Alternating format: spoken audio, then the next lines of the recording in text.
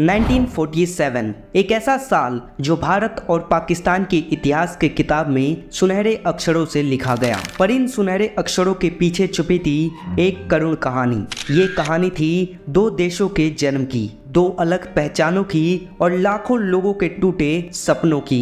ये कहानी थी अपनों से बिछड़ने की, अपनी मिट्टी से जुदाई की और एक नफरत के बीज बोने की। आज हम आपको ले चलेंगे उस सफर पर जहां एक तरफ थी स्वतंत्रता की खुशी और दूसरी तरफ थी बंटवारे की भयंकर हिंसा। हम देखेंगे कैसे भारत और पाकिस्तान जो कभी एक थे, एक ही रंग में रचते थे, कैसे एक लाल रेखा ने उन्हें हमेशा के लिए अलग कर दिया। पर क्या आप जानते हैं, ये बंटवारा सिर्फ सरहदें नहीं तोड़ता, बल्कि ये बंटवारा दिलों को भी तोड़ता है, रिश्तों को भी तोड़ता है और इंसान के अंदर एक दाग छोड़ जाता है जो कभी नहीं मिट सकता। आइए सुनते हैं उन नस्लों की कहानी जो तकसीम का हिस्सा बने और अनकहे कहानियों को जो खो गई इस नफरत की आंधी में। ये सिर्फ इतिहास नहीं, ये एक संवेदना है। ये सिर्फ घटनाएं नहीं, ये अनुभव है। ये सिर्फ बटा हुआ भारत नहीं, ये बंटवारे से पैदा हुई तकलीफ है। आज हम उसी दर्द, उसी तकलीफ और उसी जज्बात को आपके सामने ले आएंगे। तो जुड़ जाइए हमारे साथ इस सफर में, जहां हम जानेंगे कि क्या है असली सच, क्यों हुआ ये बंटवारा और कैसे इसने हमारी पहचान को बदल कर रख दिया। ये है भारत पाकिस्तान बंटवारा।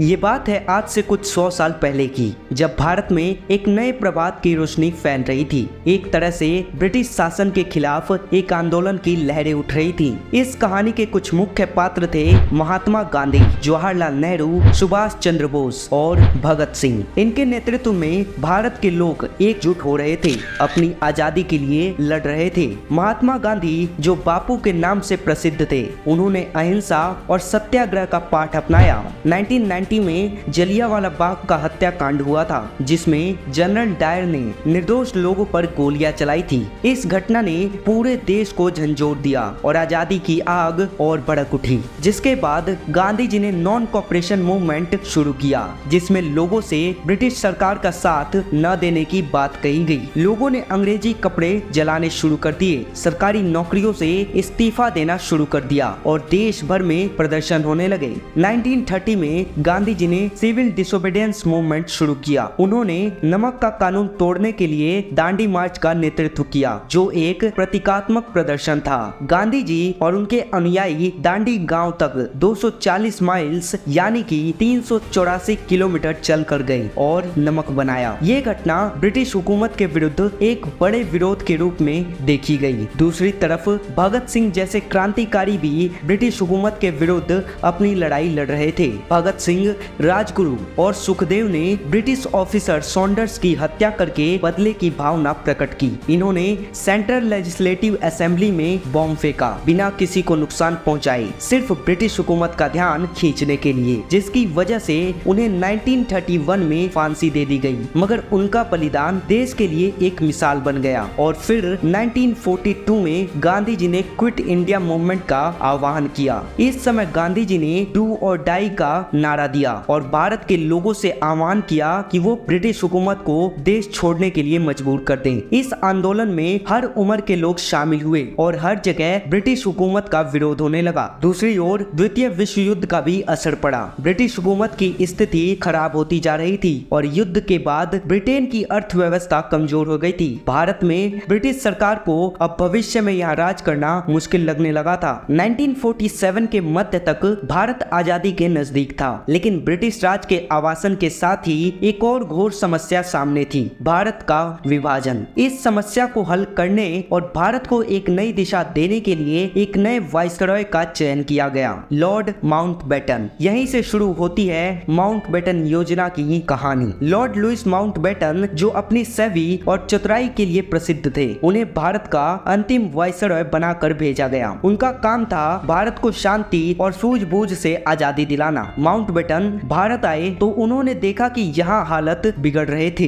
हिंदू और मुसलमानों के बीच कठिन तनाव थे और देश दो टुकड़ों में बंटने की कगार पर था। माउंटबेटन ने समस्या को गहराई से समझा। मुस्लिम लीग के नेता मोहम्मद अली जिन्ना भारत के विभाजन की मांग कर रहे थे। उनका कहना था कि मुस्लिमों के लिए एक अलग राष्ट्र पाकिस्तान बनाया जाए। वहीं कांग्रेस, जिसमें जवाहरलाल नेहरू और सरदार पटेल जैसे नेता थे, भारत को एक जोड़ा हुआ देश बनाना चाहते थे। मगर विभाजन की आग इतनी भड़क चुकी थी, इसे बुझाने का कोई और रास्ता नजर नहीं आया। माउंटबेटन ने फैसला किया कि भारत को जल्दी से जल्दी आजादी मिलनी चाहिए और विभाजन के बिना ये संभव नहीं था। उन्होंने अपनी योजना बनाई जिसे माउंटबेटन प्लान कहते हैं। योजना थी कि भारत को दो अलग अलग देशों में विभाजित कर दिया जाए, जिसका नाम होगा भारत और पाकिस्तान।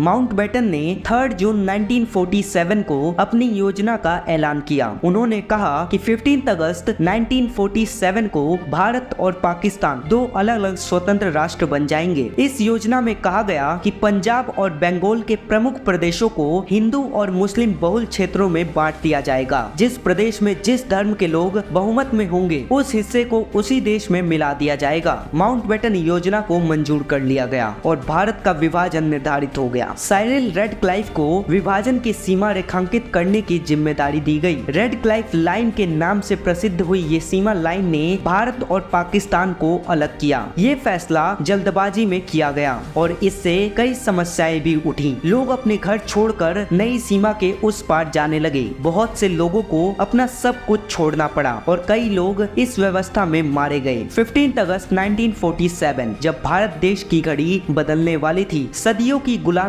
और संघर्ष के बाद लोगों की आसमां में आजादी के सपने ठहरे थे। माउंटबेटन योजना ने एक नया रास्ता दिखाया था, जिसमें भारत के विभाजन के बाद दो अलग देशों का जन्म हुआ, एक तरफ भारत और दूसरी तरफ पाकिस्तान। विभाजन की रात देश में एक अनोखी खामोशी छाई हुई थी। लोगों के दिलों में उलझन थी। कुछ लोग खुशी से भर रहे थे तो कुछ लोग रो रहे थे। हिंदू, मुसलमान, सिख और अन्य समुदाय के लोग अपने भविष्य के लिए चिंतित हो रहे थे। आजादी की सुबह के वक्त देश ने अपने नए उदय की शुरुआत की। लाल किला पर तिरंगा लहराया गया और देश भर में जश्न मनाए गए। लोग एक दूसरे को मुबारकबाद देते हुए गले मिल रहे थे। लेकिन कुछ जगहों पर शोर शराबा थी, धर्मों के भेदभाव और अनेक जगहों पर आतंकवाद का खतरा था। विभाजन के बाद लाखों लोग अपने घर छोड़कर दूसरे राज्यों में शिफ्ट हुए। ये एक भयंकर और व्यक्तिगत अनुभव था। लोग अपने पुराने दोस्तों को खो चुके थे और कई लोगों की जाने गई थी। आर्थिक स्थिति भी गंभीर थी और लोगों को नए जीवन की शुरुआत करने में कई सारी मुश्किलों का सामना करना पड़ा था। देश में नया संविधान बनाया गया